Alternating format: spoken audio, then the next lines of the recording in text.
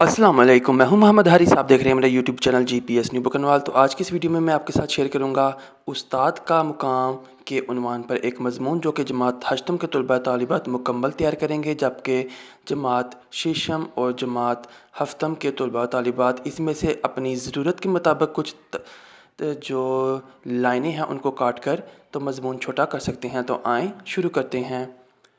उस्ताद को कौम का मोमार कहा जाता है। इस्लाम उस्ताद को इंतहाई कदर की निगाह से देखता है। माशरती तौर पर उस्ताद का मुकाम बुलंद तर है।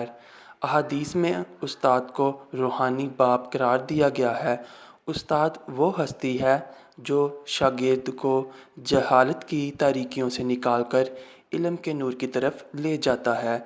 उस्ताद माशरे के अफराद को इल्म के ज़ेवर से आरास्ता करता है।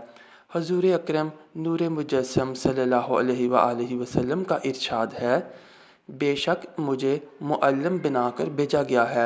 आप सल्लल्लाहु अलैहि वसल्लम का ये फरमान मुआशरे में उस्ताद के मुकाम का तयन करता है। हज़रत अली रज़ी अल्लाह ताला अन्हो का कौल है, जिसने मुझे एक लफ्ज़ सिखा दिया वो मेरा उस्ताद है और मैं उसका ग़ुलाम हूँ।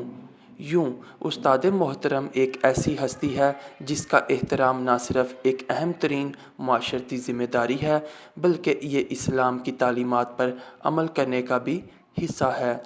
हमें अपने उसातिज़ा की कदर करनी चाहिए और तमाम वालिदैन को अपने बच्चों को उस्ताद का अदब करना बचपन से ही सिखाना चाहिए। अगर उस्ताद को उसके हकूक़ दिए जाएंगे तो इसका नतीजा यकीनन माशरे की मज़बूत बुनियादों, इखलाकी इक़दार के परवान चढ़ने और मजमूई कौमी तरक्की की शक्ल में निकलेगा।